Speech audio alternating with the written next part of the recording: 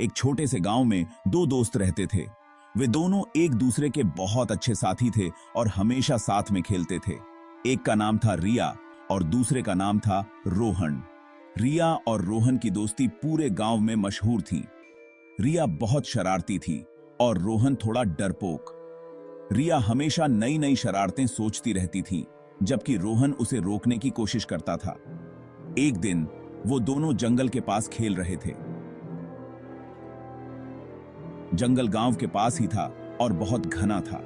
तभी उन्हें एक अजीब सी आवाज सुनाई दी। वो आवाज बहुत ही रहस्यमयी थी और दोनों ने पहले कभी ऐसी आवाज नहीं सुनी थी। चलो देखते हैं, रिया उत्साह से बोली। रिया हमेशा नई चीजों को जानने के लिए उत्सुक रहती थी।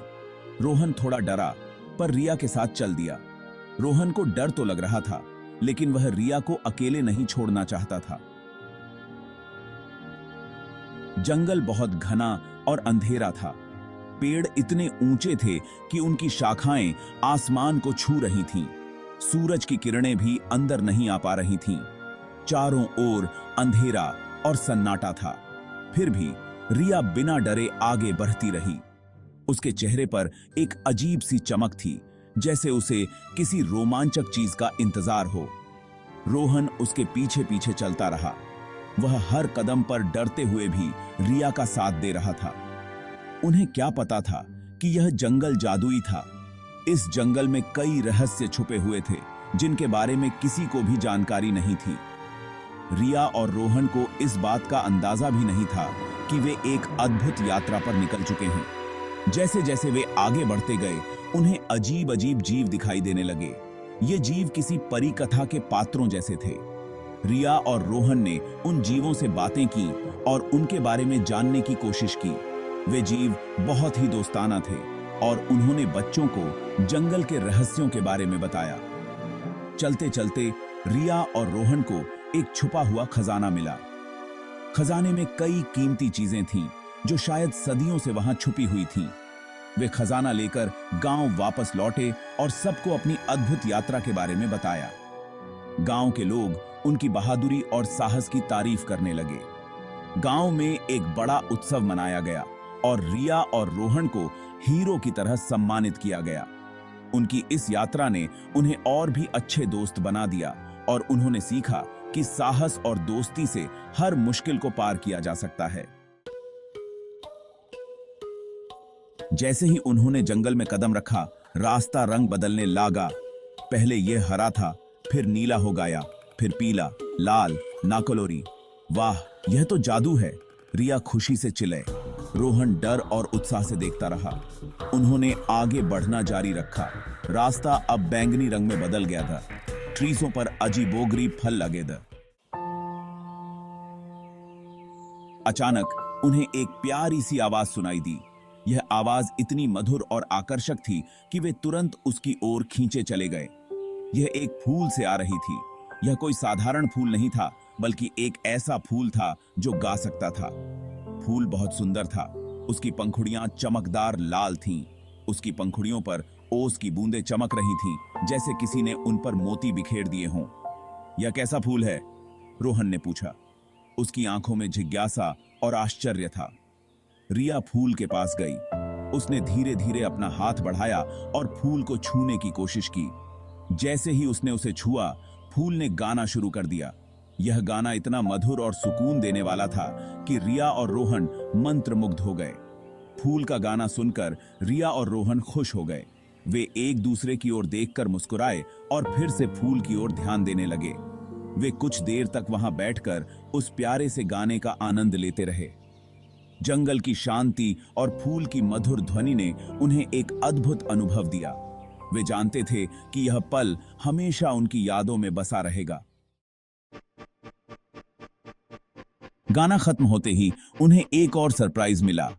उनके सामने एक बहुत बड़ी गिलहरी आकर खड़ी हो गई। उसके हाथ में एक नक्शा था। नमस्ते बच्चों, गिलहरी बोला है, मैं इस जंगल की रक्षक हूं। क्या तुम रास्ता भूल गए हो? रिया और रोहन ने बताया कि वे बस जंगल देखने आए।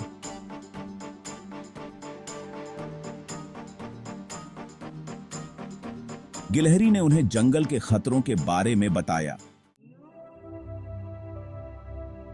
इस जंगल में बहुत से रहस्य हैं, गिलहरी ने कहा। तुम्हें सावधान रहना होगा। क्या तुम अपनी दोस्ती की परीक्षा के लिए तैयार हो? रिया और रोहन ने एक दूसरे का हाथ पकड़ लिया। हाँ, हम तैयार हैं, उन्होंने एक साथ कहा। गिलहरी मुस्कुराई। बहुत बढ़िया, इस नक्शे पर चलो, यह तुम्हें जंगल के सबसे सुंदर जगह पर ले जाएगा।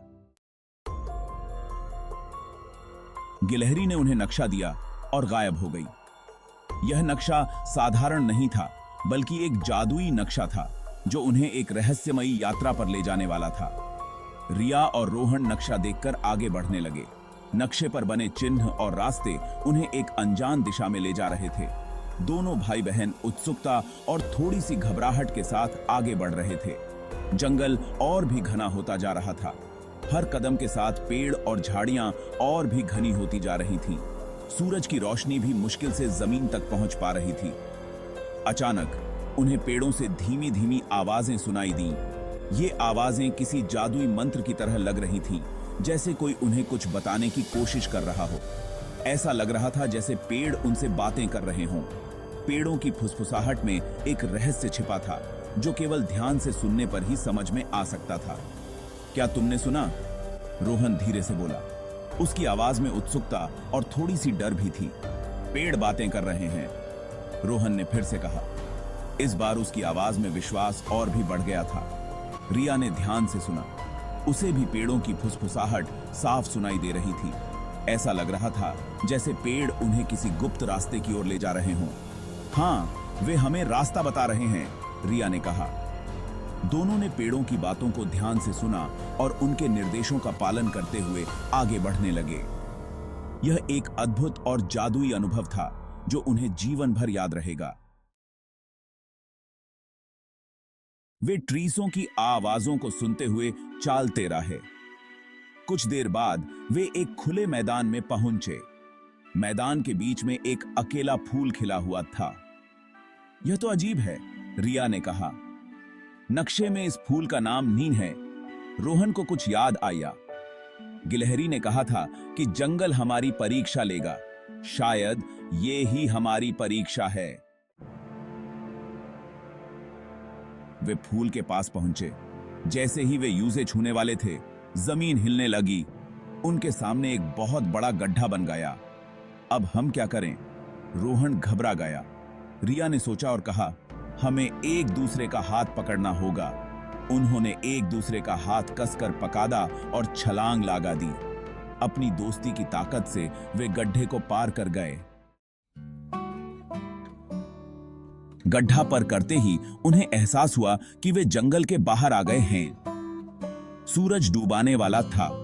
वे थके हुए थे लेकिन खुश थे। उन्होंने जंगल की तरफ एक आखिरी बार देखा।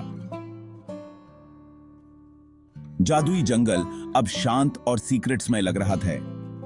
रिया और रोहन हाथ पकड़कर घर की ओर चल दिए। उन्हें पता था कि वे इस रोमांच को कभी नहीं भूलेंगे। जादुई जंगल के सफर ने रिया और रोहन को सिखाया कि दोस्ती कितनी जरूरी होती है। उन्होंने सीखा कि अगर वे साथ हैं तो कोई भी मुश्किल आसान हो जाती है। उस दिन से रिया और रोहन की दोस्ती और भी पक्की हो गई।